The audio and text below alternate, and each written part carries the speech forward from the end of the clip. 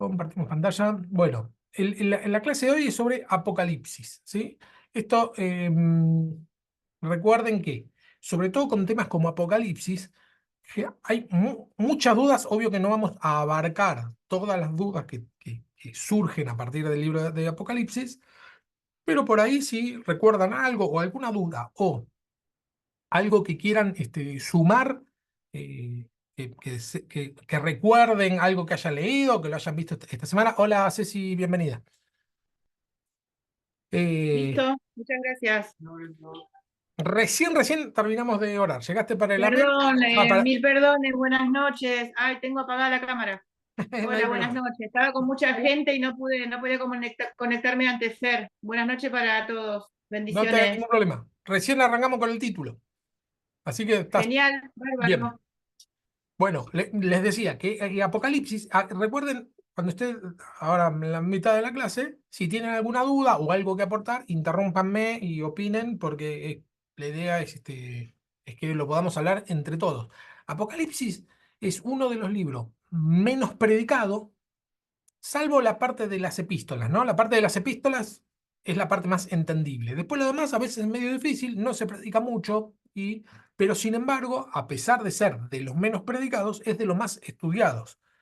A nosotros que nos interesa estudiar la Biblia, bueno, generalmente Apocalipsis es un lindo lugar para estudiar, ¿no? Más porque nos generan más dudas que certezas a veces.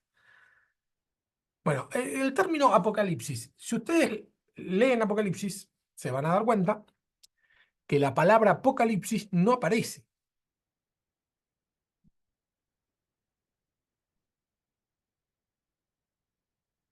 En ningún lado aparece la palabra Apocalipsis. Una palabra, esperen que pongo mute esto porque.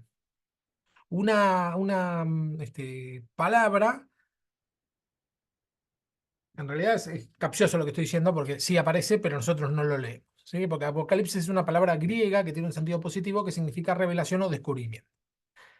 El libro de las revelaciones sería, ¿no?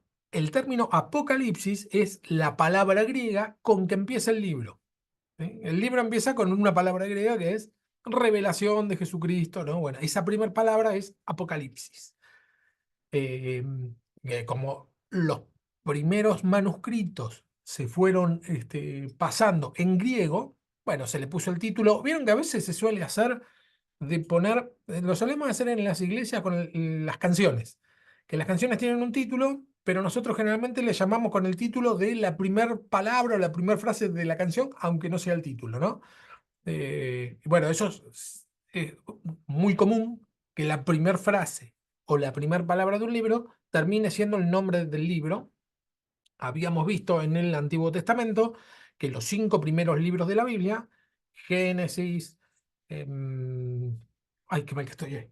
Génesis, Éxodo, Números, Levítico, Deuteronomio, los primeros 5 libros de la Biblia, esos nombres en realidad fueron puestos muy posterior, pero en realidad el nombre hebreo que tienen cada uno de esos libros es la primera palabra del libro. Con la palabra con que empieza, Bereshit, por ejemplo, es el libro el Génesis. ¿Por qué? Porque Bereshit quiere decir en el principio, y es la primera frase con que empieza el libro. En el principio creó Dios los cielos y la tierra. ¿Sí? Así el resto. Bueno, Apocalipsis pasa lo mismo. ¿Está bien? Todo esa intro es para decir por qué se llama Apocalipsis. Porque la verdad es que si alguien entra a leer, vamos a leer Apocalipsis, con el preconcepto de el Apocalipsis significa el fin del mundo, bueno, no lo vamos a encontrar. ¿Sí? Este no es el sentido que recibe actualmente, ¿no? Actualmente cuando decimos que algo es apocalíptico, creo que lo. Sí, pues acá. Cuando alguien dice que es algo apocalíptico, piensa antes que todo en una catástrofe, ¿no? Esto es el apocalipsis. Tiende a asociarlo con confusión, desastre o fin del mundo, o también con algo que nadie es capaz de evitar. ¿Sí? Ahora comienza el apocalipsis, como diciendo, le había dicho, se había hecho famosa una frase de una artista argentina llamada Violeta Lorré a otro artista argentino que era Ford, ¿no? Ricardo Ford. y le había dicho, el apocalipsis existe y hoy empieza, ¿y qué le estaba queriendo decir? Que la catástrofe final, donde se iban a descubrir secretos terribles de este hombre, empezaba a partir de la declaración de esta mujer. Se suele utilizar en ese sentido, ¿no? Esto es el apocalipsis. Esa presunción de apocalipsis como algo catastrófico tiene que ver con la mala interpretación del libro que generalmente se hizo. ¿Sí? Generalmente el libro siempre se leyó eh, con mucho desconocimiento de el significado de las palabras, de las imágenes que detalla el libro. En el Apocalipsis, el sustantivo Apocalipsis se encuentra solo en el encabezamiento. En 1.1, pensé que lo había puesto, en 1.1 arranca Apocalipsis de Jesucristo. Hola Ramón, bienvenido. Bendiciones. Estos vocablos fueron utilizados preferentemente en la literatura paulina, es decir, Juan, el que escribe Apocalipsis, casi ni usa la palabra apocalipsis. La usa es una sola vez al principio y después no la usa más. Sin embargo, el apóstol Pablo sí la utilizaba muchísimo, el término apocalipsis, pero ninguno de sus epístolas se llama apocalipsis. Por ejemplo, Romano 1.17 dice así: porque en el Evangelio la justicia de Dios se revela por fe y para fe, como está escrito, mas el justo por la fe vivirá. Cuando dice la justicia de Dios se revela, la palabra revela es apocalipsis, ¿no? Esto le voy a dar algunos ejemplos para que se vea el significado griego de la palabra en su contexto, ¿no? Cuando decimos la justicia de Dios se revela por fe y para fe, bueno, ese es el término apocalipsis. Se está mostrando algo que no se veía, ¿sí? Por eso es revelación. Segunda Corintios 2.10. Pero Dios nos la reveló a nosotros por el Espíritu, porque el Espíritu todo lo escudriña aún lo profundo de Dios, ¿sí? Algo que estaba vedado para todo el mundo, el Señor nos revela a nosotros los cristianos. Apocalipsis muestra algo que estaba tapado. Gálatas 1, del 15 al 16 dice: pero cuando agradó a Dios, que me apartó, está hablando Pablo, ¿no? Que me apartó desde el vientre de mi madre y me llamó por su gracia, revelar a su Hijo en mí para que yo le predicase entre los gentiles, no consulte enseguida con carne ni sangre, etc. Esto de revelar a su Hijo, lo vemos, está re bien descrito en la conversión de Pablo, ¿no? Pablo iba persiguiendo a los cristianos, camino de Damasco, y se le aparece el Señor de golpe. Dice, por gracia de Dios se le ocurrió revelar a su Hijo en mí, mostrar lo que estaba oculto, ¿no? Apocalipsis. Eso, revelar a su Hijo es Apocalipsis. No tiene nada que ver con el final de los tiempos, al contrario. Empieza el ministerio de Pablo con una revelación, con un Apocalipsis. No se está refiriendo la palabra Apocalipsis, en este sentido, no significa final de los tiempos. Efesios 1.17, para que el Dios de nuestro Señor Jesucristo, el Padre de gloria, os dé espíritu de sabiduría y de revelación en el conocimiento de Él. Lo mismo, la palabra revelación es la palabra apocalipsis. Está orando para que Dios sea apocalíptico con nosotros, es decir, nos revele eh, con el espíritu de sabiduría en el conocimiento de Él. Que sea una revelación que Él nos da, nos muestre algo que venía siendo oculto. Segunda Tesalonicenses 1.7, este es el último ejemplo, y a vosotros que sois atribulados, daros reposos con nosotros, cuando se manifieste el Señor Jesús desde el cielo con los ángeles de su poder. En este caso la traducción es manifieste, ¿sí? Que se manifieste, el término en griego es apocalipsis. Conjugado, ¿no? Yo lo estoy poniendo como un sustantivo, pero es conjugado. En la primera frase del Apocalipsis se lee: revelación de Jesucristo que le fue concedida por Dios y para enseñar a sus servidores lo que tiene que suceder pronto. Él envió a su ángel para transmitirle a su servidor Juan. Con esta breve introducción, como arranca, tenemos un montón de elementos que podríamos ver. La primera es que, bueno, la primera palabra es Apocalipsis. Revelación de Jesucristo, es decir, que Jesucristo va a mostrar lo que va a suceder pronto.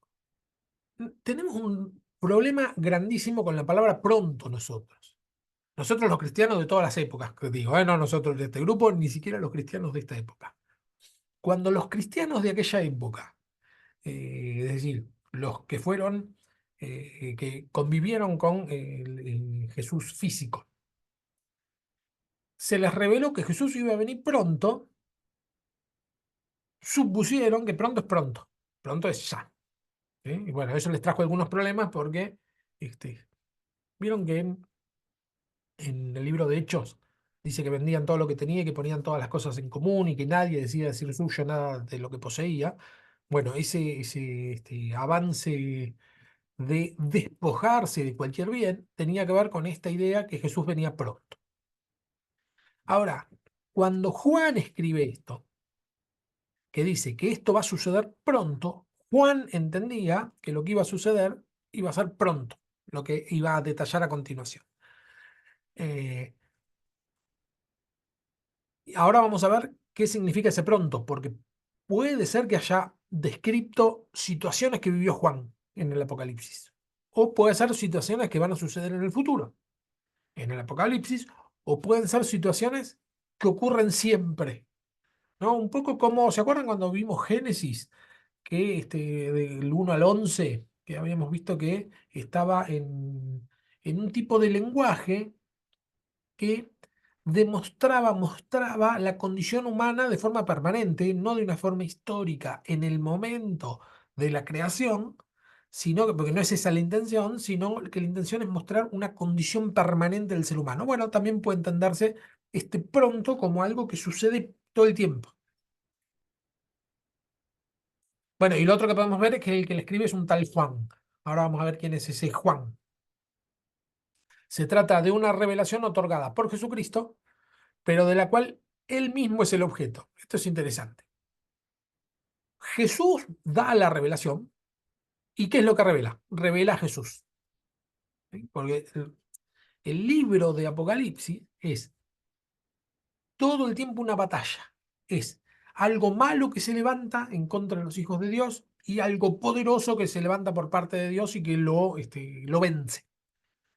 Todo el tiempo es así, desde el principio hasta el final, y termina, por supuesto, ganando la voluntad de Dios, donde dice que viene una Jerusalén celestial, ¿no? El triunfo completo del cielo, o de los hijos de Dios, o como quiera llamarse. Es la revelación que el Señor les da, es que Dios tiene el control de todas las cosas. Por eso, cada vez que se presenta un, algo feo, ¿no? No vayamos a pensar, Como el caso de cuando estuvo el COVID, a ver, que ¿cómo? ya llega al final, que ya llega al final. Muchos pensaban que llegaba al final, que era la peste, que era uno de los sellos que se había abierto, de que venía la peste. Y yo he visto y he leído a muchos cristianos muy asustados con el tema ese del COVID. Cuando nos encerraron 1 o 2 semanas, no me acuerdo cómo era, muchos empezaban a escuchar ruidos en los cielos, trompetas en los cielos, y subían videos. Y a uno a ver, yo pienso que a mucha gente le ha agarrado miedo por ese tema. Y muchos se han apartado también por eso y muchos se han fortalecido, sabiendo de que, como vos decís ahí, Cristo es revelado en el Apocalipsis, porque el Apocalipsis es Cristo, es Jesús revelado. Claro, Y bueno, entonces como que la gente, a ver, uno lo toman, al Apocalipsis lo toman como algo parcial, como que algo ahí, ¿cómo te puedo decir? Eh, Porque hay como muchas cosas, otras cosas que son más importantes de predicar que el Apocalipsis. Y hay otros que lo llevan al extremo, como en el caso de que cuando hubo la peste del COVID, y yo calculo que no sé, no viviría en esa época, ¿no? Pero hubo muchas otras pestes en la que también habrán pensado eso, que llega el fin. Que yo me acuerdo cuando era claro. chica decían, se viene el fin del mundo, se viene el fin del mundo.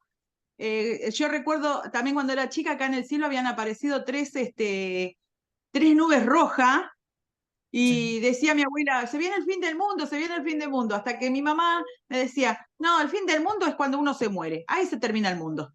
Y bueno, yo como que me quedaba tranquila, decir, bueno, no, no viene todavía el fin del mundo, va, cuando yo me muera. Claro. Sí, yo lo que creo. Bienvenida María, que se sumó ahora. Eh, Gracias, profe. Buenas tardes. Bendiciones. buenas tardes. Eh, mm, Le aclaro a María y a Abel, ya le he aclarado que esta materia empezó hoy. Así que empezamos con este Apocalipsis y vamos a ir viendo distintos libros. Yo ahora después les paso bien los temas que vamos a estar viendo. Bueno, con el tema de Apocalipsis hay un deseo interno, o una de dos, o un miedo interno que no se termina de sanar, ¿no? Dice, ay, no, ahora va a venir una tragedia cada vez más grande, eso por un lado. Y por otro, unas ganas de que, bueno, que realmente se termine todo, ¿no? Decimos, ya está, que venga Cristo, que se termine todo, ¿no? Uno que es cristiano dice, ya, que bien, ya está, ¿quién más va a andar dando? Entonces me parece que ese deseo que yo no me quiero morir antes que venga Cristo, me parece que pasa por ahí, ¿no? Entonces puede que vea señales en muchos lados. Y por otro lado, es tan descriptivo el Apocalipsis que a veces, como vos decís, si ignoramos por completo, ignoramos o porque no lo sabemos o porque directamente decidimos no tenerlo en cuenta, si ignoramos todo lo que pasó anterior, por ejemplo, la peste negra fue mucho peor que el COVID y no vino Cristo, ¿no? Entonces, eso hay que tener en cuenta. Yo no digo que no vayan a suceder acontecimientos con los cuales nos vayamos dando cuenta que Cristo viene pronto. Pero es lo que digo al principio, el pronto para nosotros no es el pronto de Dios, evidentemente, porque seguimos teniendo el mismo problema que los primeros discípulos, que es pronto es en mi generación. Y nosotros los cristianos creemos, la mayoría, que en mi generación va a venir. Ese deseo de querer suponer que bueno, pronto es pronto, que ¿cómo vas a interpretar pronto? Y entonces como decir, no, pero hubo terremotos y la palabra dice que van a haber terremotos. Sí, pero terremotos en la Tierra hay desde que la Tierra es tierra. Siempre hubo terremotos. Entonces, bueno, Tsunamis. tsunami, entonces, evidentemente, por ahí no pasa. Es otra cosa. ¿Sí? Ahora vamos a ver distintas formas en que se suele interpretar.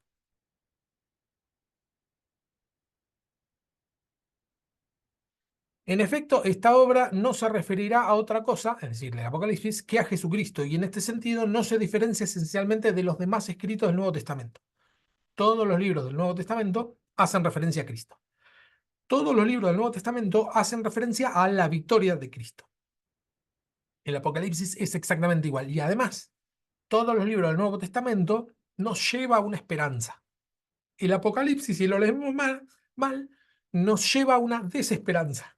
Que decir, esto va a ir cada vez peor la cosa, y puede generar sustos o algo por el estilo. Todo el libro tiene alguien que lo haya escrito. Todo libro es todo libro, todo libro que exista en la. Con este estuve trabajando un poquito hoy, y bueno, cualquier libro tiene dos elementos básicos, que es alguien que lo escribió y un sujeto a quien está dirigido, ¿no? Ese es lo básico. Alguien escribe y se lo escribe siempre a alguien. Puede ser una comunidad, un grupo o una persona, ¿no? En caso de las cartas personales, está dirigido a una persona. En caso de algún libro de tipo literatura universal, bueno, está dirigido a todas las personas de habla del que yo estoy escribiendo o que tengan que ver con lo que yo quiero escribir. En el Apocalipsis pasa lo mismo. Está escrito por alguien y se lo escribe a alguien. Es lo básico. Y ambos suelen ser contemporáneos. Es muy difícil que alguien escriba algo para un lector que ni siquiera van a conocer mis nietos. ¿Sí? Es muy difícil que yo escriba algo para que lo lean dentro de, no sé, 40, 50, 100 generaciones posteriores. No suele pasar. Estoy hablando sobre todo por el tema de Apocalipsis, que suponemos que Juan nos escribió para nuestra época. Imagínense la situación. Juan, un perseguido del Imperio Romano, Juan junto con todos los cristianos, perseguidos, matados, ¿no? Y siendo odiados por los romanos como por los judíos. No tenían lugar a donde esconderse, se reunían en lo que serían los cementerios, ¿no? Las catacumbas, perseguidos, pero no leemos el libro de Hechos, los azotaban, los encarcelaban, etcétera. Juan está preso en la isla de Patmos, dice, por causa del Evangelio, es decir, estaba preso por el Evangelio, en una iglesia perseguida, atemorizada, diciendo, bueno, acá no vamos a quedar ninguno, y escribe una carta. Es muy loco pensar que Juan le esté escribiendo para dentro de 2000 años, porque sería totalmente irrelevante, porque la carta que escribe inspirada por el Espíritu Santo tiene que ser, y es, de esperanza para el que está viviendo esa situación en ese momento.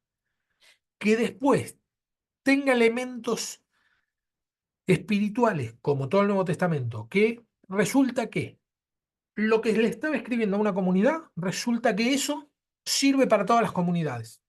Resulta que lo que le estaba escribiendo para un tiempo en particular, sirve para todas las generaciones. Bueno, eso es lo que tiene la Biblia, ¿no? El apóstol Pablo le escribe a los de Corintios del siglo I y nos sirve a nosotros, ¿no? Con el Apocalipsis pasa lo mismo. Es decir, que lo que escribió tiene que haber sido relevante para la comunidad a la que le estaba escribiendo. No puede ser que haya escrito algo y que si, bueno, esto es, el día de mañana van a poner un chip y nosotros no tenemos nada que ver con esto. Sería raro por lo menos de pensar. Esto significa que forman parte o padecen los acontecimientos históricos, comparten las formas de comunicarse, de escribir, ¿no? Tanto el escritor como el lector original a quien está dirigido, las ideas de la época, las creencias, el valor de los símbolos y otros aspectos que configuran la cultura. Fíjense que si yo escribo un libro de poesías, está destinado a determinado grupo de personas que entiende lo que yo voy a decir. Entonces, no sé qué poesía se me ocurre. Dice Pablo Neruda en la canción Desesperada. Nosotros los de entonces ya no somos los mismos. Creo que dice algo por el estilo. ¿Y cómo que no son los mismos? ¿Se transformaron? No, está hablando, está metiendo una metáfora, ¿no? Y así. Mi corazón salta de alegría. Yo puedo poner eso en una poesía y francamente no es que tengo una patología cardíaca, sino que estoy diciendo que nada, tengo mariposas en la panza. No comí mariposas, ¿no? Eso cualquiera que lo lea lo entiende.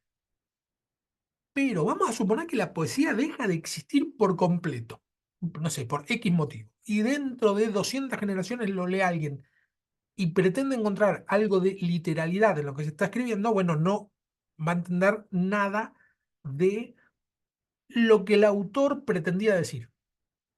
Con esto pasa lo mismo. El autor escribe de una manera rara, el autor de Apocalipsis, pero los que lo leían entendían perfectamente, no era raro para los que lo leían, porque era una forma de escribir, un género literario que desapareció por completo. No quedó nada del género apocalíptico. Es una forma de escribir, no fueron, ahora vamos a ver, hay un montón de libros escritos de la misma manera. 200 años antes del Apocalipsis de Juan y 200 años después del Apocalipsis de Juan. Fue un género literario que funcionó mucho, mucho tiempo. Entonces todos los que lo leían entendían perfectamente, es de corte judío, con mucha simbología judía, es para que un judío lo lea y entienda. Y generalmente alguien fuera del pueblo judío no va a entender, o va a entender la mitad. El Apocalipsis ha sido escrito para que fuera leído y comprendido, no para permanecer en secreto y rodeado totalmente de misterio. El misterio es para nosotros, ¿por qué? Porque no somos judíos del siglo I.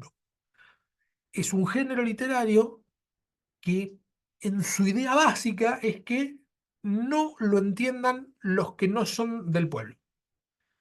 Es el género literario. No estoy diciendo que el Apocalipsis está escrito para que nosotros no lo entendamos. Lo que digo es que está tan encriptado eh, que si no tenemos la clave para entenderlo, es lo que pasa un poco. Habíamos visto las parábolas, que con las parábolas hay dos clases de parábolas, una que que remite a lo que son los mishal hebreos, que necesitas una clave para entenderlo, si no tenés la clave no lo entendés. Bueno, con el Apocalipsis pasa todo el tiempo, a cada rato. Dice así, Apocalipsis 1:3. Feliz el que lea y felices los que escuchen las palabras de esta profecía y tengan en cuenta lo que está escrito en ella. La palabra escuchen es acouontes en griego, que se puede traducir tanto como escuchar como entender. ¿Sí? Es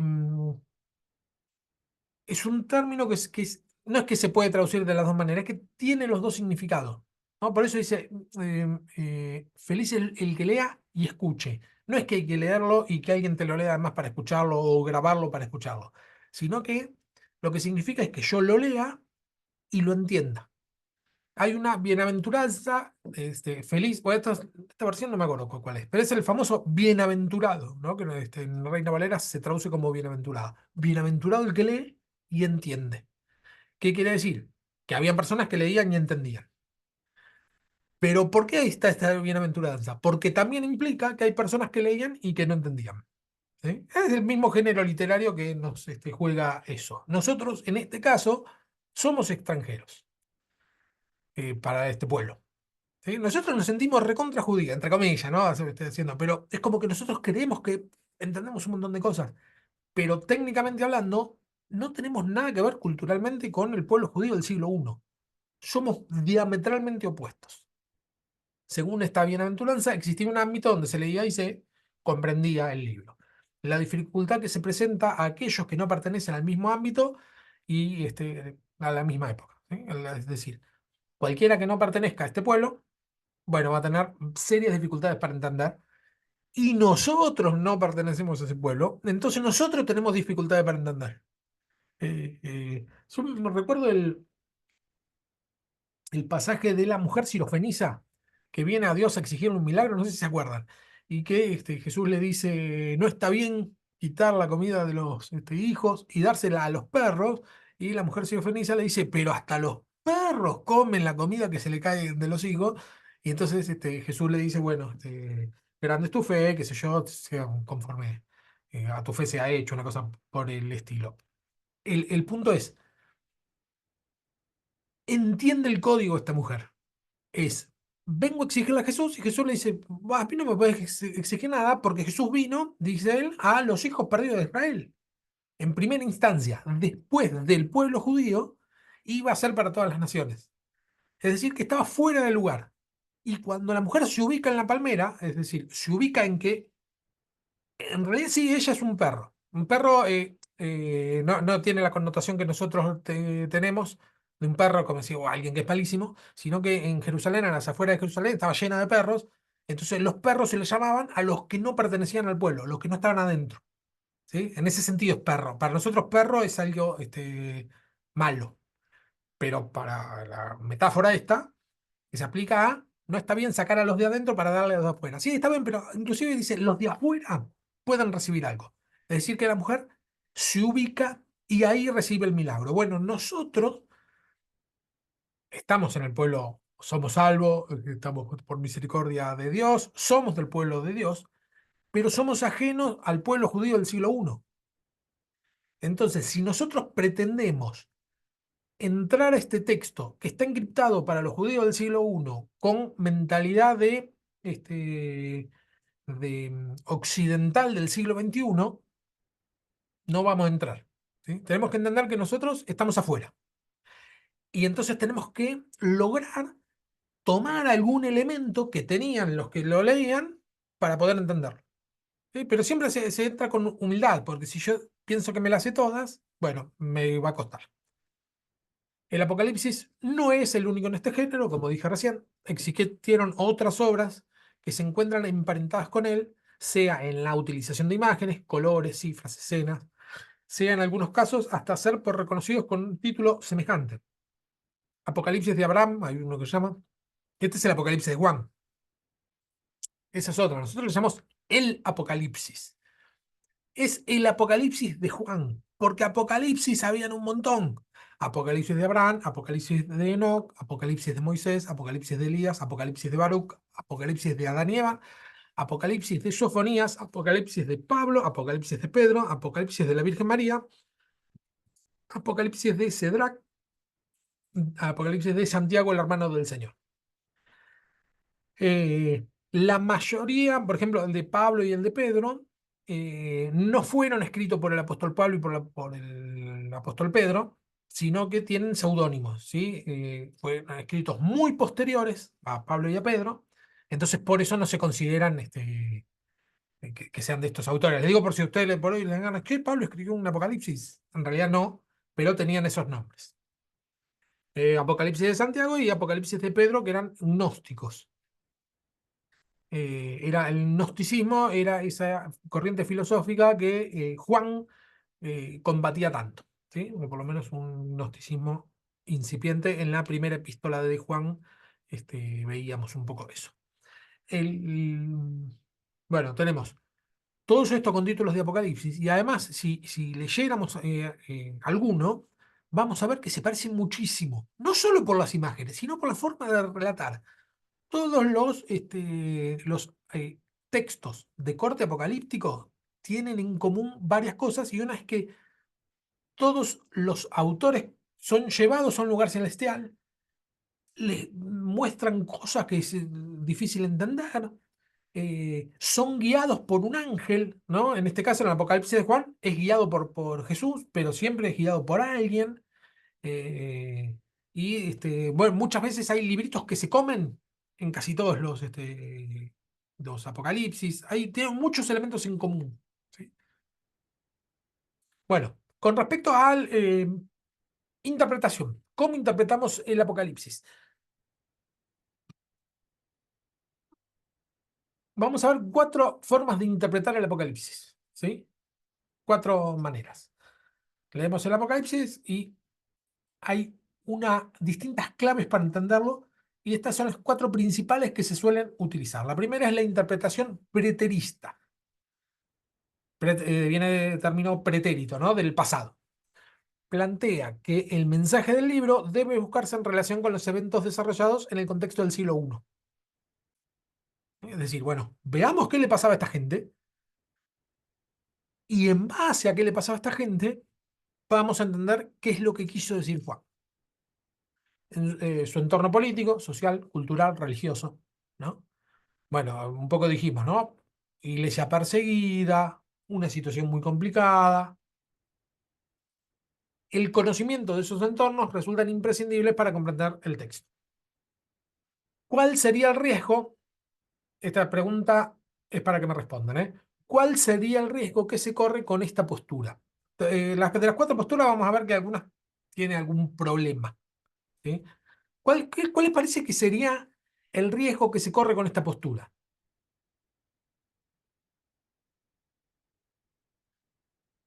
Es decir, ponemos bien el foco en el autor, la situación que estaba viviendo el autor. ¿Qué les parece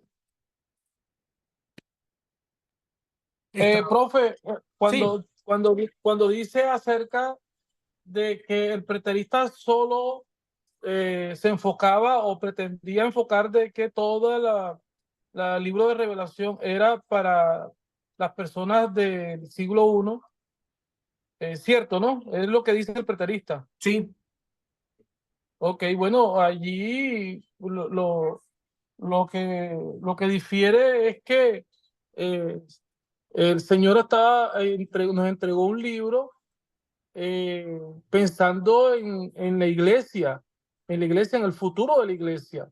Entonces estaríamos excluidos de alguna manera las generaciones que vinieron posteriores.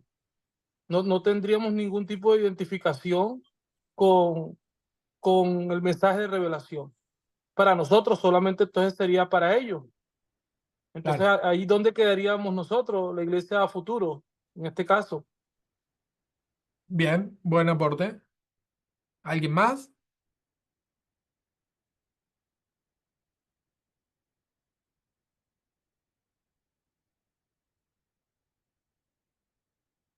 Ceci cortó la cámara, así que debe estar trabajando a full. Ramón.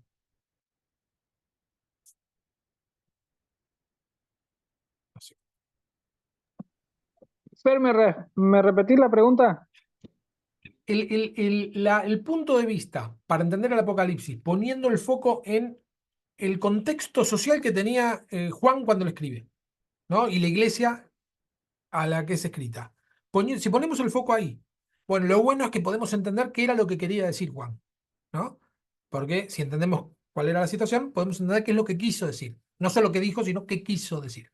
Eso es lo bueno. Ahora, qué te parece que tiene de contra esta postura? Si te parece algo, si no, lo pasamos.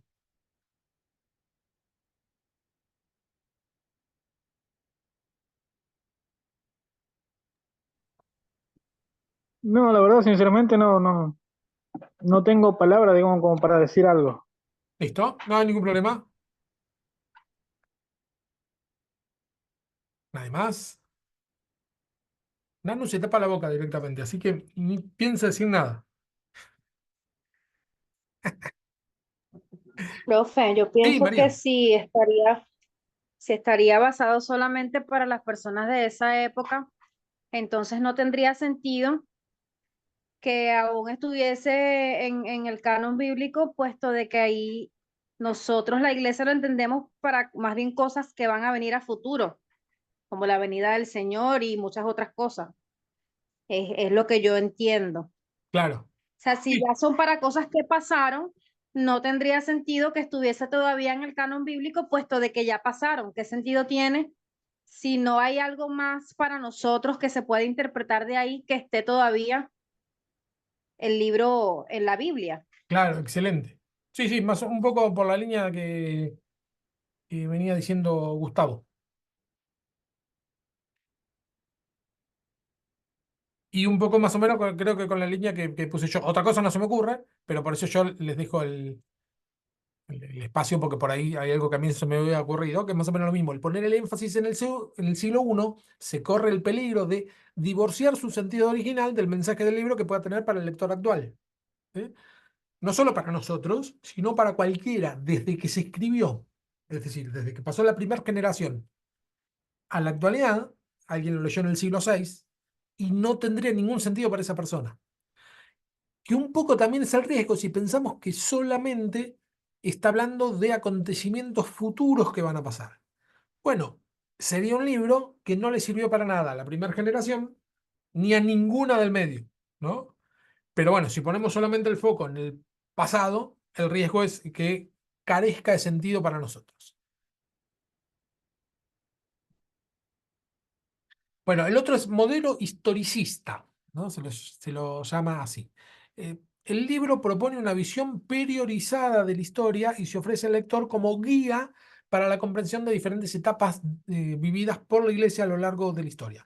El modelo historicista es que en el Apocalipsis estaría desarrollado o contado la historia que va a acontecer en el futuro por etapas.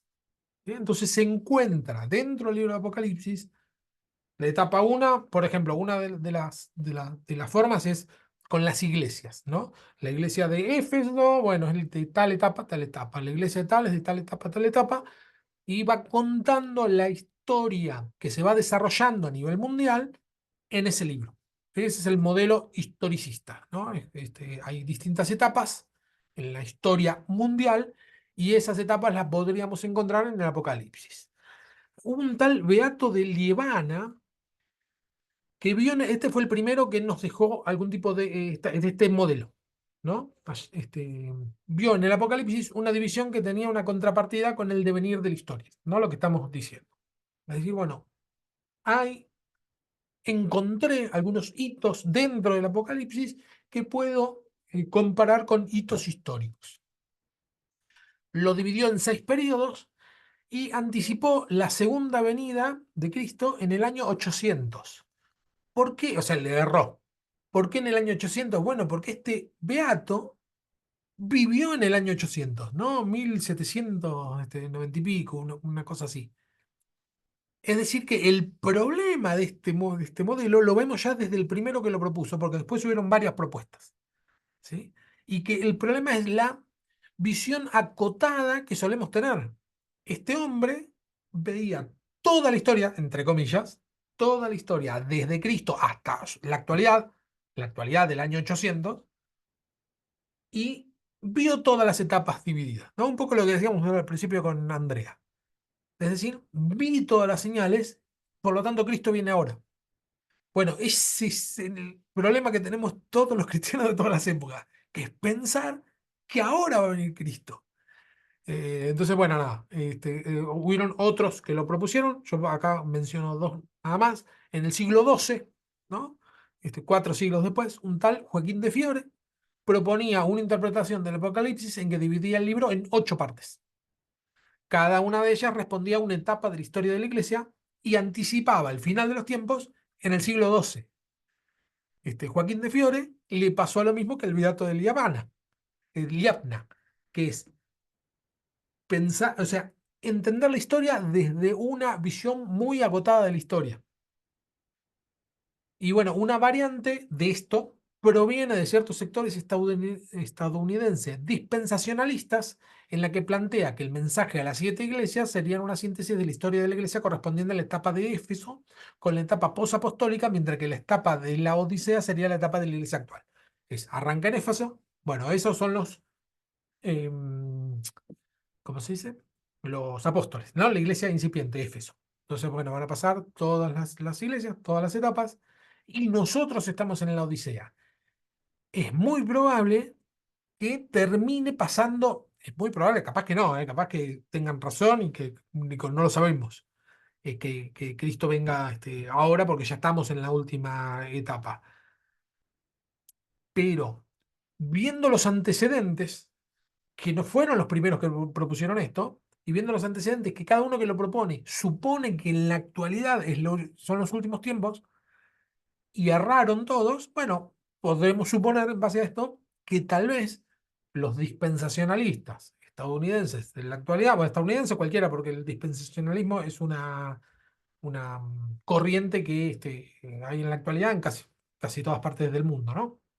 Eh, pero arranca en Estados Unidos, digamos, tiene el- eh, esta nueva etapa dispensacionalista o de etapas, sucede en Estados Unidos. Bueno, puede ser, es altamente probable, que tengan una mirada sesgada de el devenir de la historia, sesgada por nuestra condición finita, ¿no? Nosotros vivimos aquí y ahora y no podemos entender todo el devenir de la historia.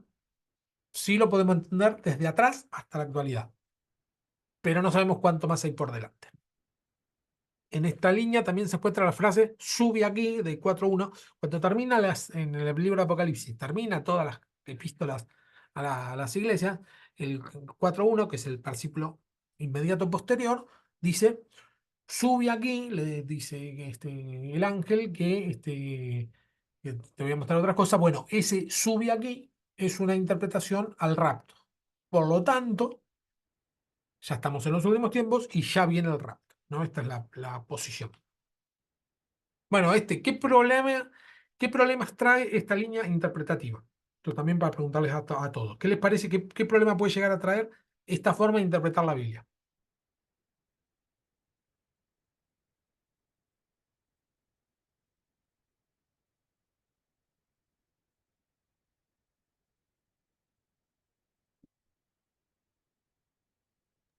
No escuché bien la pregunta, profesor.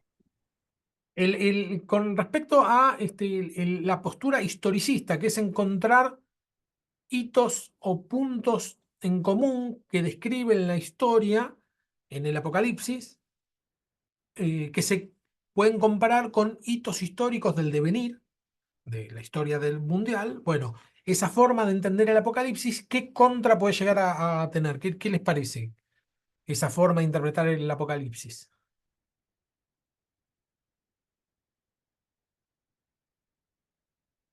Si es que tiene alguna contra. Cuando se refiere a hitos históricos, por ejemplo, de que relacionen el tema de las Torres Gemelas con algo bíblico, algo así, o sea, Exactamente, situaciones que sí. han pasado en la humanidad con, con profecías. Claro, ahí estamos. No, el problema que yo veo en ese caso es que, no sé que estoy aquí cocinando. Eh, el problema, o sea, lo que veo allí es que si, si por así decir, ya se cumplieron todas las profecías o ya conectaron todos los acontecimientos que pasaron en la humanidad, entonces, ¿dónde está la venida del Señor? O sea, quedaríamos como que en el aire. De hecho, hay una religión por allí que salió, los testigos de Jehová, ellos incluso anticiparon la venida del Señor porque estaban conectando y relacionando acontecimientos y terminaron sacando hasta cálculo de fecha. El problema es que no le dieron la fecha. Y ahí es donde queda un cierto sentido de frustración, de frustración. Y hay que ser cuidadosos en eso porque el mismo Señor dijo que ni siquiera aún los ángeles del cielo sabían de eso. Y que lo que íbamos a tener nosotros era señales, y a través del Espíritu Santo, pues el Señor lo que dijo fue de que estuviéramos apercibidos y como las vírgenes, pendientes. Tal cual.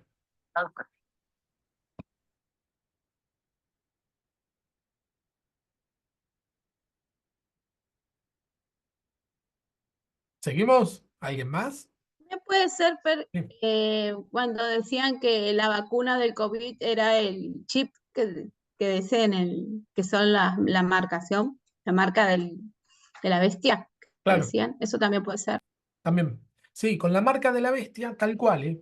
Porque lo último que tuvimos fue el tema de la vacuna, ¿no? Que la vacuna contra el COVID traía la marca de la bestia.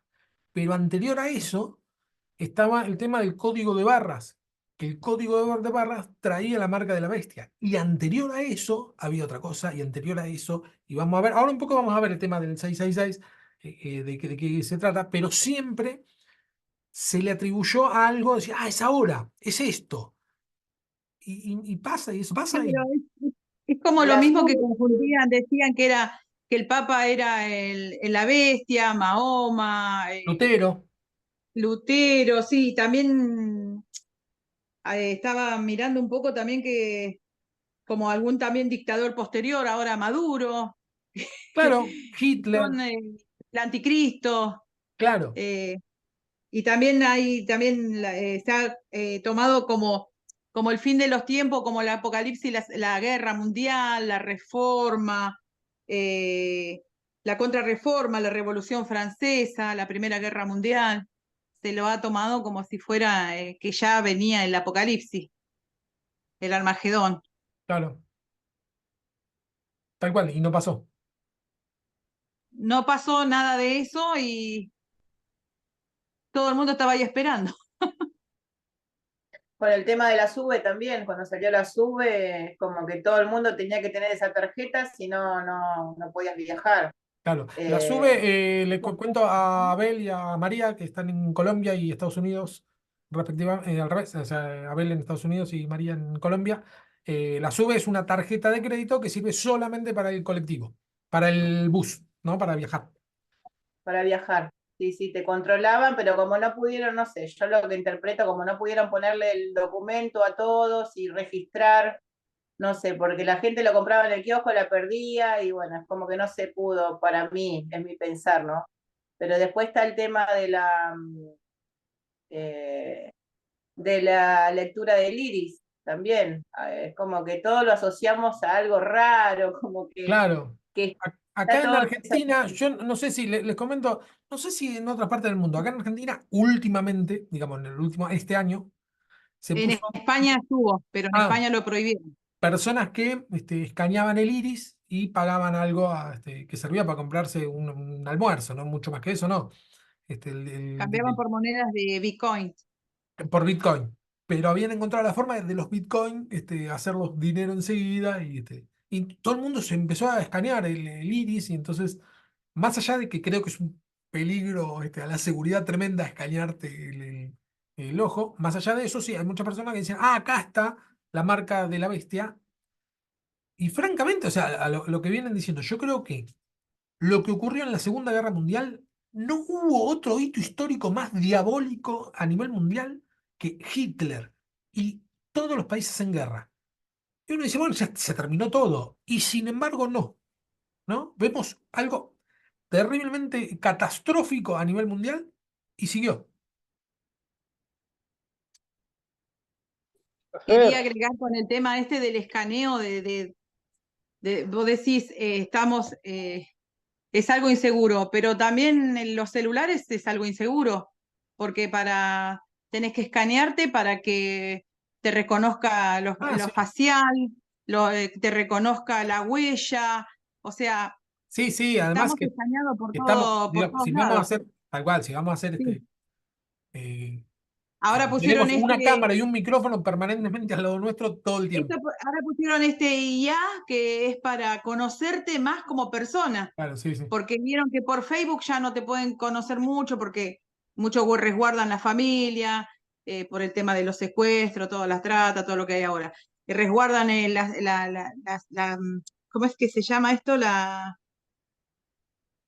vida de uno, ¿no? Las cosas íntimas de uno. Pero ahora pusieron este de la IA que vos hacés preguntas y de acuerdo a la pregunta que vos vas haciendo ahí, Sí, sí. te van conociendo cómo sos. Eso estuve leyendo el otro día. Yo lo distraigo, pregunto cosas Lo diferentes, distrae. cosas de que no sepan cuál es mi patrón de qué manera soy. Sí, aparte, yo no lo usé todavía eso, André, pero yo pongo ponerle Mercado Libre porque lo uso siempre. Pongo un producto y hasta en Facebook, en todas mis aplicaciones me aparecen las propagandas, digo, wow, ¿cómo están así como pendientes, no? Hasta te da miedo, porque digo yo, tengo a mi hermana embarazada que también busqué unas cositas para bebé y de acá, de allá, de Chiqui, de Mimo, de todas las marcas, digo, te aparecen cosas que parece que te están observando constantemente. Bueno, Telegram, yo desinstalé Telegram porque Telegram, cada vez que yo miraba una serie algo ahí, aparecía un ojito arriba, al lado donde está la antena, aparecía un ojito y yo agarraba y le tapaba el ojito y miraba, después lo desinstalé, digo, no, qué estamos haciendo? Qué sensación fea. Mal. ¿Ibas a decir algo, Ramón? cuando Fer, yo quería acotar que también la Biblia habla sobre Gog y Magog y muchos decían lo que era Rusia y Ucrania. Sí, claro. ¿Y sería o no sería? Para mí, Rusia salta como Gog, pero Sí, después no sé si es Ucrania. claro, pero el punto básico, me parece, que uno, para hacer este tipo de interpretaciones, lo que debería tener la cautela es de conocer si hubo en el devenir de la historia un acontecimiento parecido o peor. Y si encontramos varios acontecimientos muy parecidos, bueno, quiere decir que no es algo tan raro en la historia. Es eso. Para nosotros nos parece raro porque nosotros vivimos en una época rara. Más allá de las guerras que hayan esporádicamente en algún lugar, vivimos en un tiempo de paz. ¿Sí? No es la paz completa que nos gustaría, ¿no? Por supuesto. Pero sin embargo, es una época rarísima y suponemos que es normal, ¿no? Que no vivamos en un estado de guerra permanente. Y no es normal. Si nosotros vemos en la historia, casi todos los pueblos de casi todas las épocas vivieron en guerra todo el tiempo y de amenazas externas de invasión todo el tiempo. En esta época es raro. Entonces, cuando oímos de guerra, o como el caso que estamos viendo de Venezuela, ¿no? Gracias a Dios todavía no llegó una guerra civil, pero están ahí, ¿no? Una situación hipertensa. Bueno, esta situación tan fea que nos parece horrorosa es normal en realidad. Lo anormal es lo que ocurre en el resto de los países, en el devenir de la historia, mirándolo todo a lo largo, ¿no? Entonces, claro, cuando vemos algo así, decimos, bueno, Maduro debe ser el anticristo, ¿no? ¿Por qué? Porque vemos una persona muy poderosa, con armas en su poder y haciendo un despotismo Muy faraónica, muy muy claro, duro. tremendo lo que está haciendo, pero si miramos en todo el devenir de la historia, bueno, pues gente como él lo hubieron todo el tiempo. Este, Así digamos que no es raro. Avanzamos un poquito más. Vamos a ver dos etapas más y formas de interpretar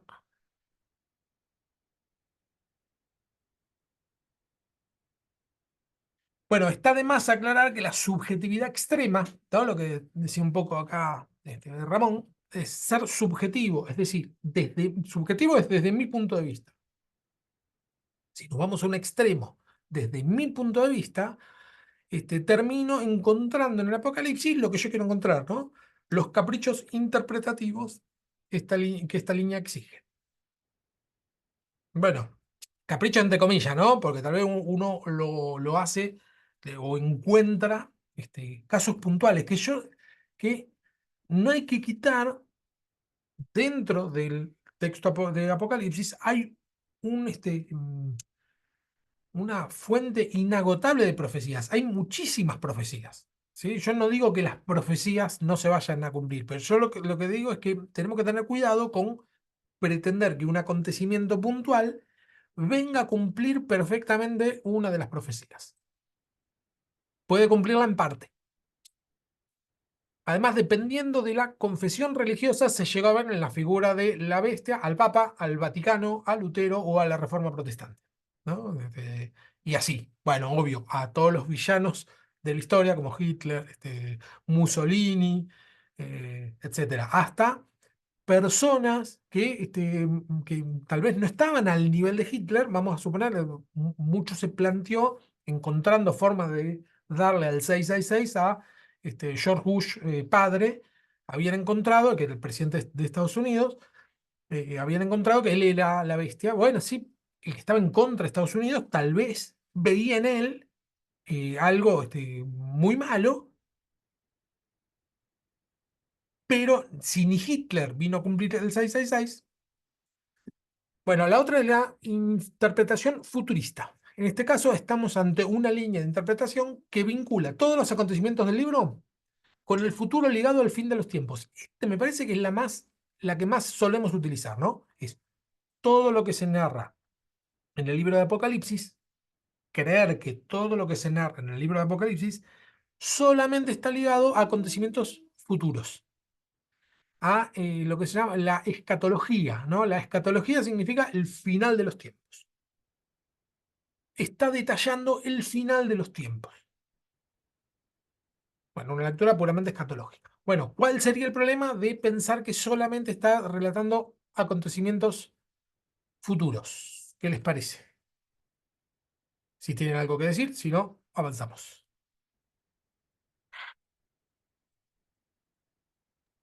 ¿Cómo? ¿Cuál sería la pregunta? Leer el Apocalipsis suponiendo que solamente está relatando los acontecimientos del final de los tiempos, que describe solamente el final de los tiempos.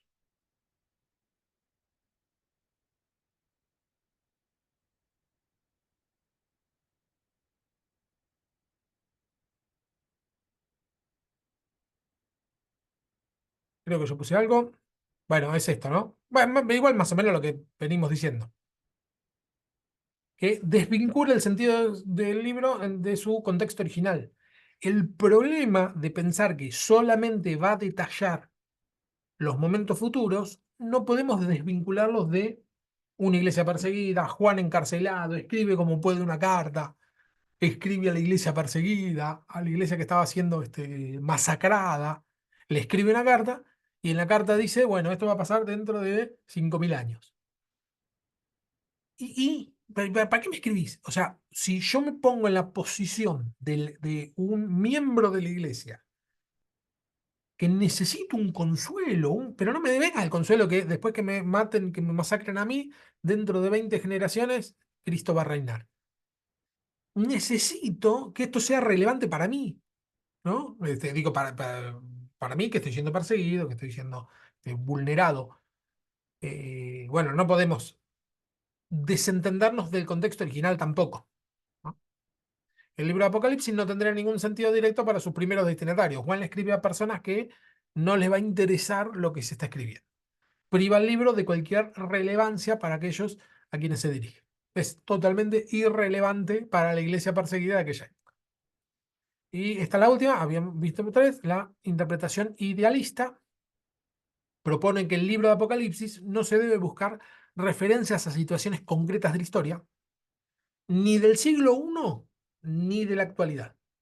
¿sí? Decimos, bueno, no busquemos en el Apocalipsis referencias a situaciones históricas. El mensaje del libro está relacionado con el conflicto entre el bien y el mal. Es decir, vemos claramente que se levanta un opresor, ¿no? La bestia, Babilonia, llámalo como quiera, y Cristo vence. O suenan las trompetas, que es decir, porque fíjense que todas las calamidades que se describen en el Apocalipsis, que vienen de parte de Dios, viene a amedrentar a los que persiguen a la iglesia. No es en contra de la iglesia nada de lo que hace el Señor, ¿no? Viene a los que persiguen a la iglesia, bueno, el Señor los castiga. Bueno, esa forma de entender, bueno, está ligado a esta forma de interpretación idealista tiene que ver con que hay verdades eternas dentro del mensaje de Apocalipsis, no importa la época en que se lea. De esta manera, el libro reflejaría principios aplicables a cualquier momento de la historia en que los valores contrarios al Evangelio se han enfrentado a las propuestas de Jesús. ¿Sí? Cada vez que alguien se levanta en contra del Evangelio, que pasó siempre, el libro de Apocalipsis nos muestra cómo, de forma sobrenatural, el Señor impone su rigor. ¿Sí? Como vemos lo peligroso que es enfrentarse a la voluntad de Dios. Las cuatro posturas descritas sintetizan distintas maneras en las que el libro de Apocalipsis sea leído. ¿Sí? Son distintas posturas. Lo que debe quedar en claro es que no es necesario posicionarse en una sola. Es lo que pasa con la Biblia. Nosotros, por ejemplo, leemos el Éxodo, ¿no? Por lo menos la primera parte en que Moisés logra, se enfrenta al faraón y logra que el pueblo salga victorioso. Bueno, ese es un acontecimiento histórico que a nosotros no nos importa nada en la actualidad. Un poco lo que decía María. Si nosotros pensamos solamente en el acontecimiento histórico, bueno, pues yo quedo afuera, ¿a mí qué me importa? Ah, no, pero yo leo el Éxodo entendiendo que, como dice ahí en Deuteronomio, nosotros éramos siervos de Faraón en Egipto, es decir, nosotros, cuando éramos esclavos del pecado, éramos siervos de Faraón en Egipto, y el Señor nos sacó de Egipto con mano poderosa, es decir, cuando conocimos a Cristo y Cristo nos rescató del pecado. Entonces, teniendo esa clave, bueno, todo lo que lea del Éxodo va a tener mucha significancia para mí. Y cuanto más lea el contexto histórico de cómo salió el pueblo, más relevancia va a tener para mí. ¿Sí? La postura futurista rescata cierto contenido escatológico, porque no tenemos que olvidar que en el libro de Apocalipsis sí que se relatan acontecimientos escatológicos, es decir, del final de los tiempos. Evidentemente el libro presenta mucho de esto, dejando una puerta abierta a la intervención futura de Dios en la historia. El hecho que haya sucedido muchas calamidades y que Cristo no vino, no quiere decir que en cualquier momento irrumpa, como dijo el pastor Gustavo, dice, bueno, tenemos que estar atentos, como las vírgenes despierta, porque no sabemos en qué momento va a venir la segunda venida de Cristo. Sin embargo, a lo que veis que el Apocalipsis relata que en un momento va a venir, ¿no?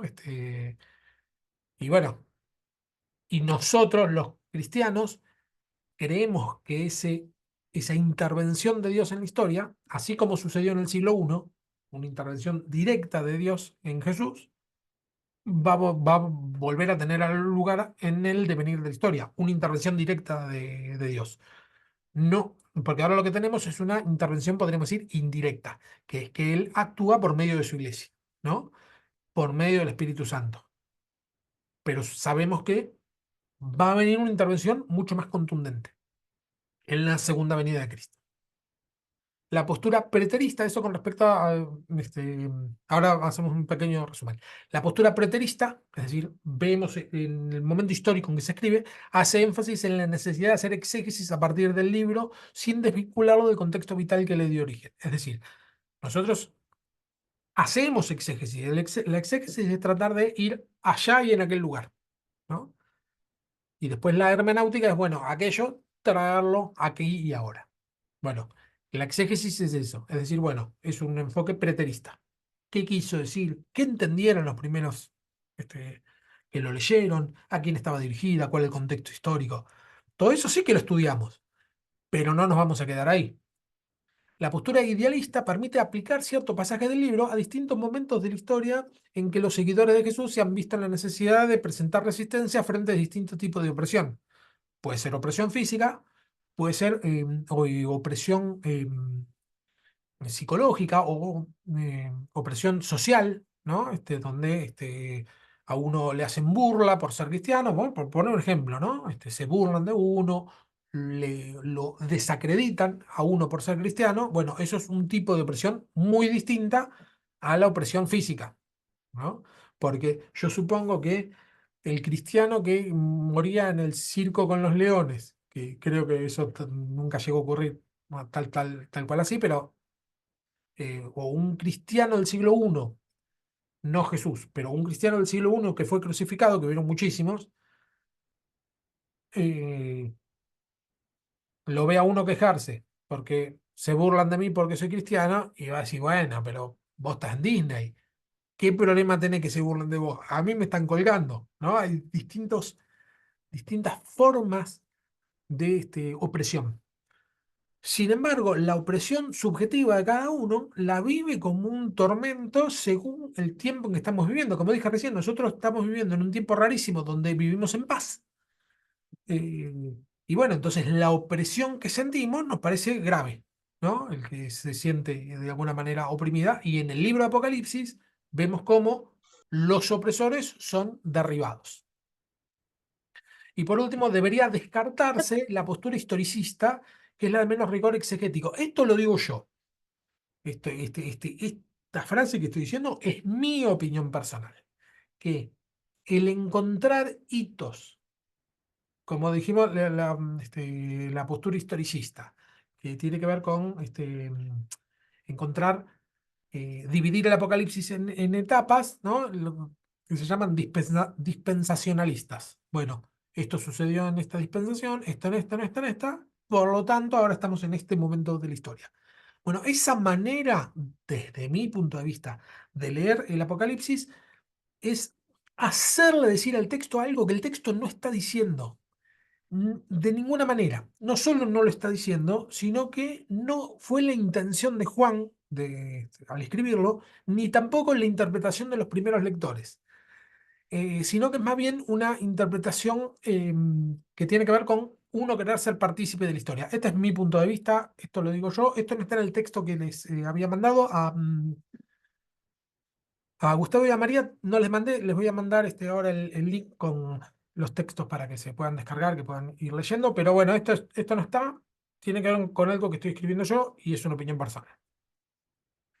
Eh, y la que, y la que más dependiente de la subjetividad del intérprete y de sus posicionamientos teológicos previos, ¿sí? O sea, depende mucho de qué posición teológica tengo, como dijimos recién, bueno, yo puedo ver al anticristo en cualquier persona que a mí me caiga mal, ¿no? Por eso se sugiere que no se tome en cuenta al momento de interpretar el libro. Opinión personal fue esa. Bueno, temas generales Profe, del libro. ¿Alguien dijo algo o no?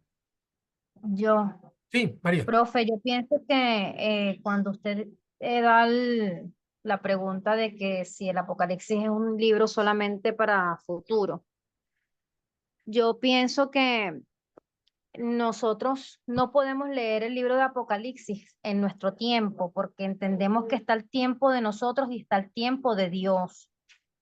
Y el tiempo de Dios nosotros no lo conocemos, no lo podemos entender.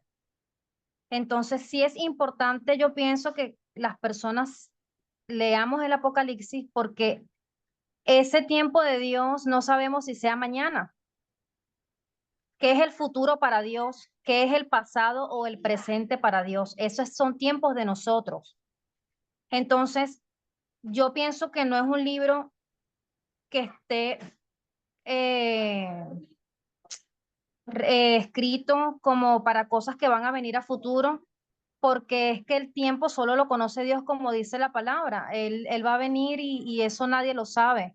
Solamente nosotros lo que tenemos que estar es atentos, como lo dijo, como las vírgenes, atentos a la venida de Él. Y si nosotros no leemos este libro pensando que no, porque le falta todavía mucho tiempo, y si ese tiempo es mañana y no lo leímos y desconocemos lo que dice las Escrituras, porque también habla de señales que van a venir antes del fin. Y sabemos que todavía hay señales que no se han cumplido. Está bien, hemos visto terremotos, hemos visto tsunamis, hemos visto guerras, pero hay señales como el levantamiento del anticristo que todavía no se ha visto. Entonces, el mismo lo que estamos hablando ahorita del sello que todavía no se ha visto. Entonces, yo pienso que nosotros no podemos leer la Biblia como cosas a futuras, o por lo menos este libro que es del cual estamos hablando, porque nuestro tiempo no es igual al tiempo de Dios, sino solo en vez de preocuparnos en que si será mañana, si será hoy o dentro de un mes, es estar atentos, que fue lo que Él nos dijo, que estuviésemos pendientes de su venida, no de cuándo, sino pendientes de su venida. Puede ser en cualquier momento. De pronto nosotros pasemos como generación y el Señor no haya venido, Tal cual. pero Y no importa. debemos, exactamente, Claro. pero y no importa. Pero ¿y si no? Y si el Señor viene dentro de 10 años y por desconocer y no leer, no vemos las señales que están escritas en la palabra que Él nos dejó antes de su venida. Entonces, ese creo que es el aporte que doy a la clase, pues de que Dios no trabaja en nuestro tiempo. Es el tiempo, el kairos de Dios, no es el mismo tiempo de nosotros. Sí, excelente Lo que aporte. hay es que estar pendiente a las señales y estar metidos con Él, porque solamente si estamos metidos con Él es que vamos a estar apercibidos a cuándo será ese momento, porque el Espíritu Santo nos va a dar señales. Dice que aún los escogidos podrán ser engañados, entonces tenemos que estar metidos con el Señor para que podamos entender y ver con nuestros ojos espirituales cuando esas señales estén sucediendo y no ser engañados. De eso es lo que tenemos que estar pendientes, más que cuando, sino el estar metidos con Él para saber cuándo será eso. Claro, tal cual. Y además que el Apocalipsis es palabra del Señor. Y entonces no leerlo es perdernos una parte, ¿no? Para ahora, más allá de especular cuánto. Exacto. Por eso es que vemos que, como usted está hablando de estas dos personas que de alguna manera dijeron, no, el fin del tiempo será tal día. Y no fue así. ¿Por qué? Porque es que nosotros no podemos predecir eso. Y ahí estaríamos hablando también en una parte que fueron falsos profetas. Y la palabra también nos habla de eso. Porque nadie puede predecir cuándo va a venir, cuándo va a ser la venida de Cristo. Y él mismo lo dijo en su palabra, nadie.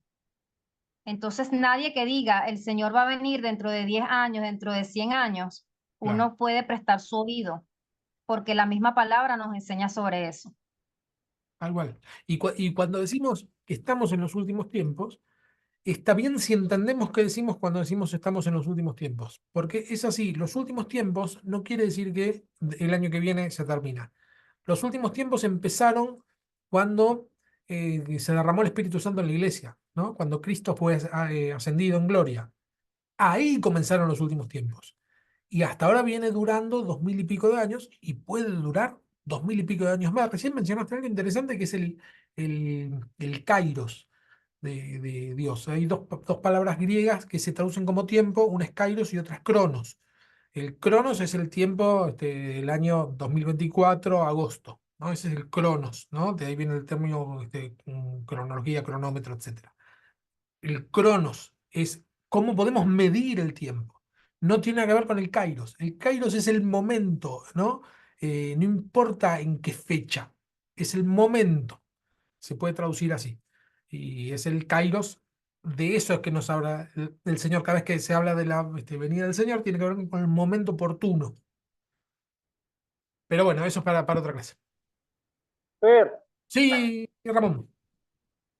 y también sobre ese tema de los tiempos, digamos, sobre las señales y todo eso, muchos cristianos esperan las señales y siguen esperando las señales cuando en el Apocalipsis o en la Biblia, leyendo así, el Señor te dice que espere la venida de Él, no que esperes las señales. Interesante, sí, muy bien. Tal cual, ¿eh? Ah, dijo eso y cortó el micrófono directamente. Bien, ahí la tiró. No, Sí, no tal te digo cual, ¿eh? porque, digamos, uno se pone a mirar las cosas y a escuchar a las personas que hablan en la iglesia, distintas congregaciones y todos están esperando las señales y pareciese que están esperando que las señales empiecen a suceder para realmente convertirse o entregarse. Pero en realidad el Señor habla que esperemos, no miremos las señales, sino que esperemos la venida de Él. Por eso también en Apocalipsis dice, digamos, que nosotros tenemos que retener no es lo que tenemos, que retengamos nuestra corona. Sí, sí, centrarnos en Cristo. Yo me acuerdo cuando vino un pastor de Colombia acá a Argentina, una iglesia gigante que tiene, que es Avivamiento de Colombia, el pastor Rodríguez, eh, dijo una palabra muy interesante que es, dijo esto, no prediquen más el avivamiento. La iglesia de él se llama Avivamiento, Avivamiento de Dios. No prediquen más el avivamiento, prediquen a Cristo. Muy sutil la diferencia, ¿no? Pero la sutileza está en no prediquemos las bondades de Dios o lo que Dios puede hacer, sino que prediquemos a Dios, a Cristo, ¿no? Esto más o menos es lo mismo. Esperemos a Cristo, no esperemos las señales, ¿no? Es esperar lo colateral en lugar de buscarlo a Él directamente.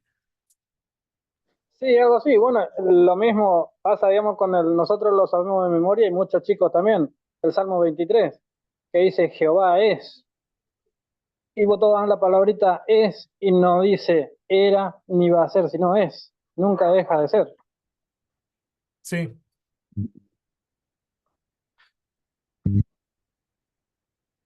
Interesante.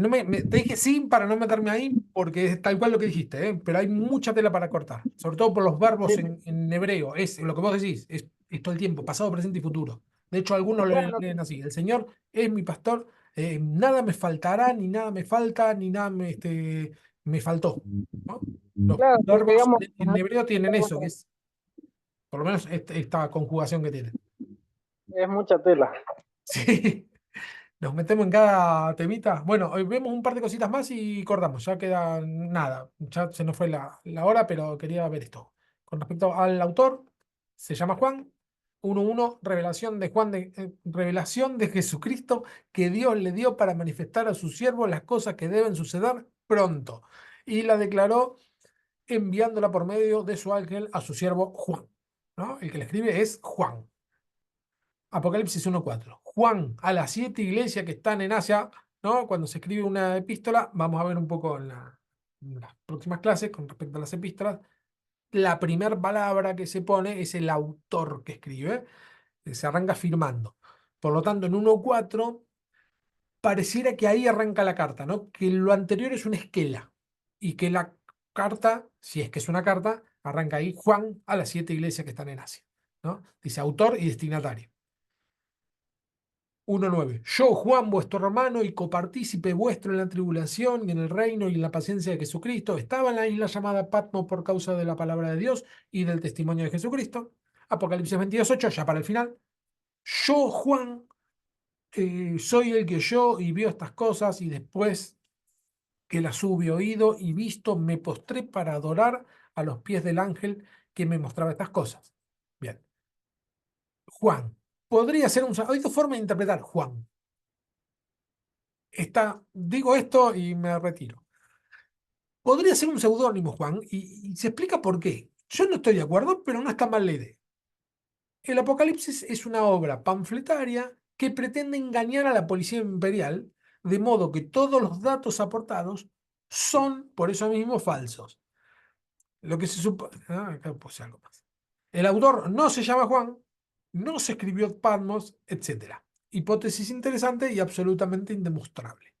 Es decir, Si se estaban escondiendo de los romanos, bueno, ningún dato van a poner, sino que los datos son puestos para engañar a los romanos y para que los que entendemos, ¿no? Los cristianos de la época, entiendan quién la envía, dónde está el que la envía y a quién le tiene que llegar.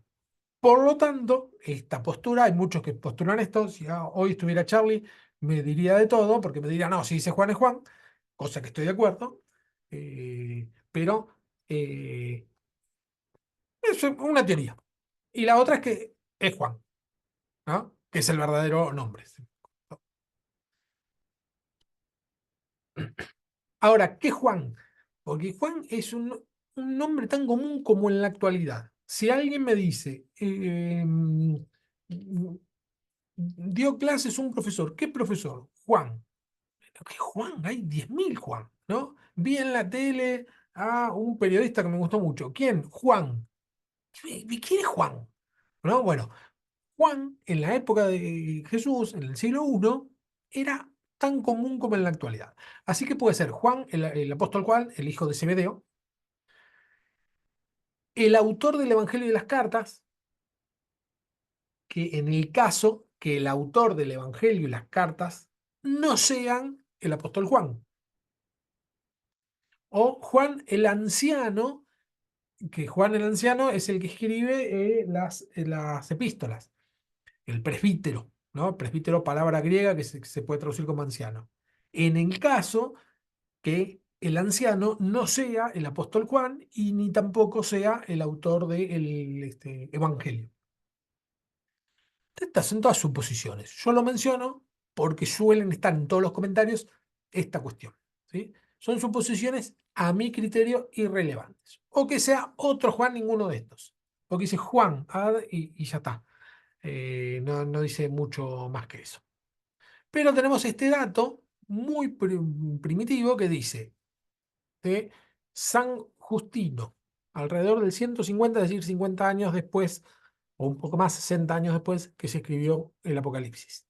Dice así: además hubo entre nosotros un varón por nombre Juan, uno de los apóstoles de Cristo, el cual en revelación, Apocalipsis, que le fue hecha, profetizó que los que hubieran creído en Jesucristo pasarían 1000 años en Jerusalén y después de esto vendría la eterna resurrección.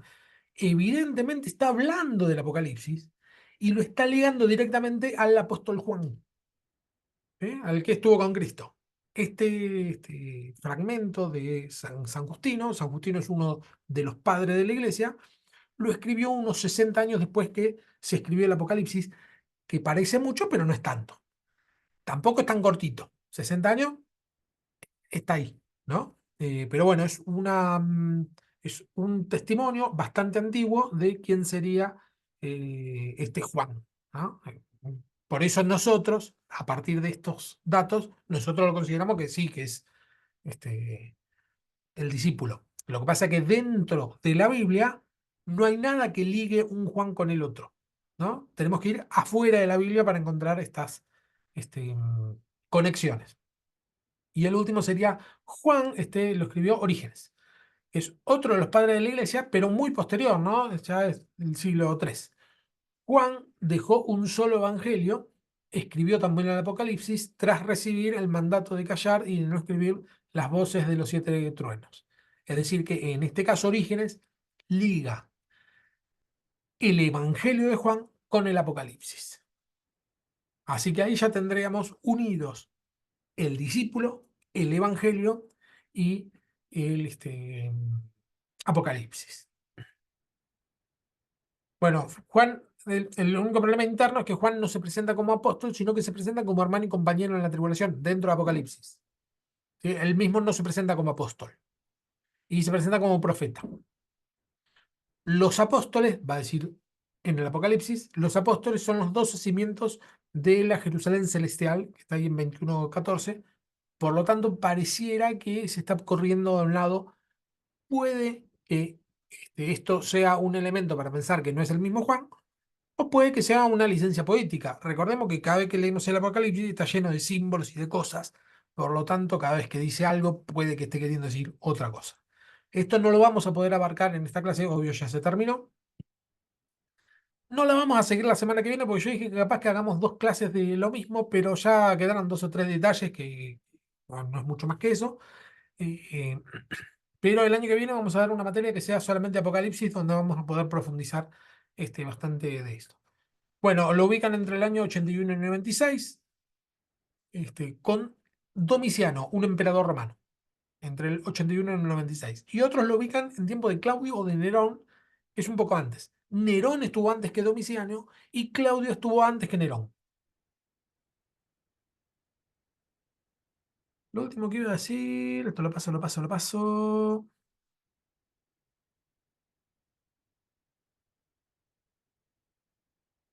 Bueno, no, ya no llegamos, porque hasta explicar esto era el tema del 666.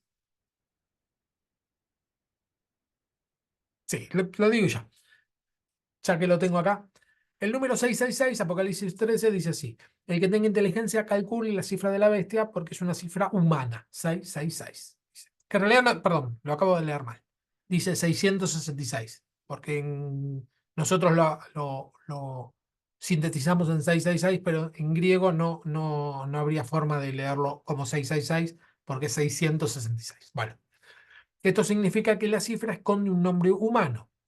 Es el proceso llamado gematría. Los judíos utilizaban muchísimo la gematría. ¿Qué es la gematría? Es a cada letra del alfabeto hebreo le corresponde un número, porque no tienen números los hebreos. Las letras son los números, ¿sí? No tienen símbolos que signifiquen números, distintos del abecedario. El alefato o alfabeto hebreo es asimismo los símbolos que utilizan para escribir números. Por lo tanto, todas las palabras también significan números. Y cada nombre, con que veas el número, tiene un número. ¿Sí? Sin necesidad de hacer mucho para que lee hebreo. Bueno, estos son los números, ya está, no hay mucha vuelta. ¿Sí? La única posibilidad sería llamar que el 666 sume a un tal Nerón César, que sería así. NRWN, estoy haciendo la traducción de las letras hebreas, que sería Nerón, y QSR sería César, haciendo la traducción o la transliteración de las letras hebreas. La N es el 50, la R es el 200, pero esto no es caprichoso, sino que significa eso. La W o la BAU sería el 6, la N o la NUM sería el 50, la COF o ponemos Q sería 100, la SAMEC 60 y RESH 200. Esas letras en hebreo. Nerón César suma 666. Por lo tanto, muchos dicen, bueno, la bestia que estaba escribiendo el- Juan estaba hablando de un loco al poder que perseguía a los cristianos, Nerón César. Eso no quiere decir que a su vez no signifique algo eterno, porque esta es la palabra de Dios, tal cual como vimos con el, el faraón de Egipto. Cuando vemos faraón de Egipto, sí, que está hablando de un faraón, pero eso no quiere decir que no esté hablando de Satanás. Y que eso no quiere decir que no esté hablando cada vez que alguien nos oprime. Por lo tanto, el hecho que tal vez esté hablando de Nerón César, no lo dice, pero tal vez sí, no quiere decir que no nos esté hablando a nosotros cuando tu jefe te oprima, es decir, algo muy concreto en nuestra actualidad, y tampoco quiere decir que no esté anticipando por medio de la profecía de un anticristo que venga y que sea realmente más poderoso, inclusive que Nerón César o que Hitler o que Napoleón. ¿Sí? Bueno, hasta acá la clase. Fer, Sí, Ramón. consulta. Vos dijiste una palabra recién que las letras son números. Sí, Yo sabía que los judíos estudiaban los números y le llamaban Demetria, ¿puede ser? geometría, sí. Gematría, perdón. Por- Sí. ah, sí, porque me tocó ver hace un tiempo atrás sobre esto, sobre Apocalipsis, que es el único libro que está lleno del número 7. Es donde más se nombra el número 7. Sí, el número 7 y el 3 y medio. Lo menciona muchísimo. Sí, Cuando dice 42 42 meses son 3 años y medio, 42 meses suma 3 años y medio, 1260 días son 3 años y medio. Tiempos y la mitad de un tiempo es tiempo, tiempos y la Un mitad de año. un tiempo, 3 y medio. Todo el tiempo dice Sí. 3 y medio y 7. Sí. Y eso, porque eso es, digamos, lo que estaba mirando yo. Pues yo ya había visto esto hace un montón, sobre el número 7, que habla de 7 iglesias, 7 sellos, 7 trompetas, 7 copas, 7 condenaciones y 7 cosas nuevas. Sí. Porque el 7 significa la perfección para el judío, Sí, y también habla del 3 y medio porque significa la imperfección, porque está a la mitad del 7. También habla de claro, 10. yo tenía entendido, yo lo había tomado. ¿Sí? Sí, 10 es el número Ah, completo. sí, a ver si vas a donde, supongo, lo del 666. Eh, Va, 666 yo lo había tomado más que nada, digamos, el 6 es el número incompleto, la creación completa pero incompleta, el hombre. Sí, pero no. ¿Por qué no? Esto igual es para profundizar un poco más. ¿Por qué no? Porque el número que menciona no es 666. Nosotros lo leemos mal. Es 666. Parece una pavada, pero no lo es. Porque dentro de nuestra simbología, que es el cosito así como un 9 al revés, que nosotros Sí, lo podemos leer 666 o 666, bueno, con nuestros números arábigos, sí lo podemos leer de las dos maneras, pero con los símbolos hebreos o griegos no, y mucho menos con los latinos, que tampoco, ¿no? Con los números romanos, digo, tampoco. Se escriben de manera distinta, 666 que 666. Por eso, desde nuestra simbología parece lo mismo, bueno, es un detalle. Pero si nosotros vamos a los idiomas originales, no tienen ninguna relación un número con el otro. 666 con 666. Por lo tanto, algunos dicen, pues yo escuché varias predicaciones que dicen, bueno, el 666 es lo incompleto, porque no llega a 7. Incompleto, incompleto, incompleto. Sería 666. Pero para mí está muy sacado del contexto original, que es 666 desde mi punto de vista. Y, no, y, está bien, digo, y yo me quedé, con respecto a los números de los hebreos, sí que tenían números, pero los escribían con el símbolo que también utilizaban para las letras. El mismo símbolo se podía utilizar para un número o para letras. No es que nosotros tenemos símbolos distintos, ¿no? Con uno escribimos palabras y con otro escribimos números. Son símbolos distintos. Pero para el hebreo no. El mismo símbolo se utiliza tanto para número como para letra. Entonces es muy fácil, desde el punto de vista hebreo, para nosotros es muy difícil, pero desde el punto de vista hebreo es muy fácil saber qué número corresponde a una palabra. no, está bien, digamos, porque estaba bueno esto, Sí, sobre sobre la demetría, esa, digamos, sobre la numerología que está en Apocalipsis. sí, vamos el año que viene, los que quieran seguir, este año la mayoría ya termina, pero el año que viene este, vamos a seguir con otras materias, después les voy a mostrar el año que viene, y una de las materias creo que la tengo para agosto programado, o sea, para dentro de un año, va a ser solo Apocalipsis. Entonces ahí sí vamos a poder profundizar bastante. Esto es un pantallazo al Nuevo Testamento, una de las clases es Apocalipsis, lo vemos muy por arriba, un pantallazo general, y después, bueno, sí vamos a poder profundizar sobre estos temas, que son re interesantes. Dale, dale, listo, gracias. Bueno, bueno, hasta acá la clase de hoy. Em, si alguien quiere orar y despedirnos, y nos vemos. Yo ahora les voy a mandar, fíjense, Gustavo y María, si se pueden sumar al grupo. Igualmente, después les voy a mandar el link donde entran a un drive y ahí tienen los textos, ¿sí? Y el resto, bueno, el que lo pudo tener, ya puede ir leyendo. No me acuerdo la semana que viene, algo de Pablo, Epístolas Paulinas, creo que veíamos la semana que viene. Pero bueno, después les mando bien en el grupo lo que es. El que quiera orar para despedirnos.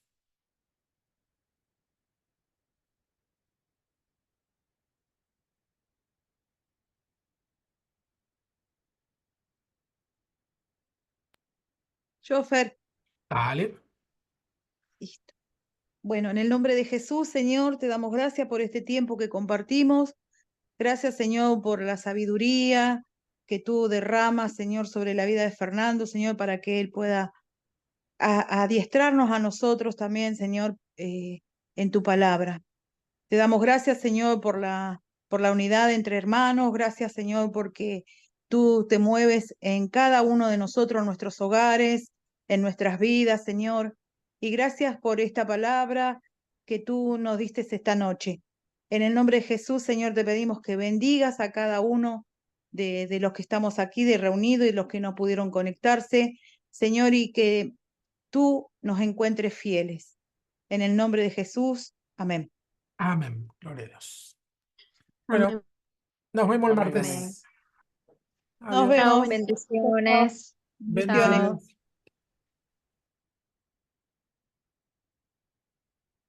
Chao, Ramón.